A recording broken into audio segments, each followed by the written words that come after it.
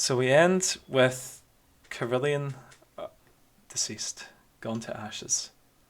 Licinius and Anders sitting on the deck of this ship, the Bloodied Hand, watching as small pieces of the Shadow Intent scatter themselves to the four winds, and some of them burning up in the atmosphere of the planet of Guyun.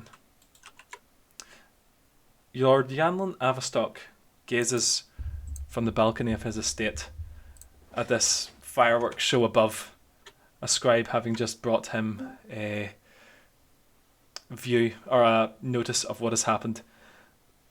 He is glad that his uncle's murderers have been brought to justice, and he hopes that the universe is a little bit safer for their departure.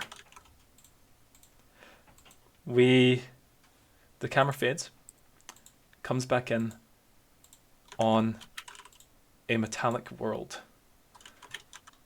A large suit of knight armor roams the battlefield before stopping and opening to reveal Baron Randall Raven, who steps out of it and... Can someone get some music, by the way?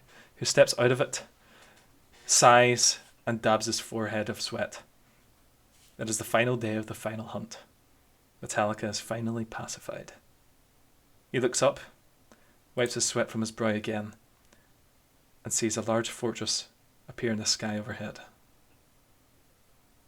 His confusion passes very quickly, as does the rest of his corporeal form.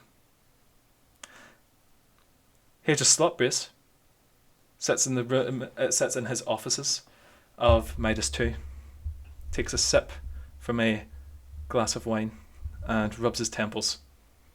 The headaches have been getting worse recently. He gets up and looks outside the window at the decimated remains of what was once the city that he ruled here. It's a shame, really. His new master would have liked a lot of them for his collection.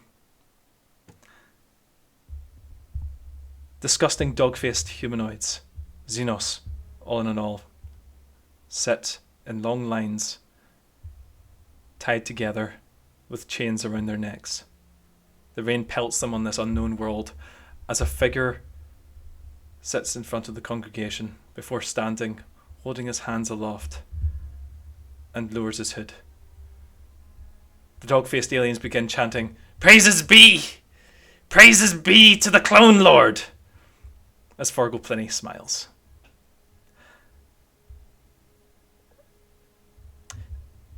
We see a small black horn orbiting the planet of Guyun.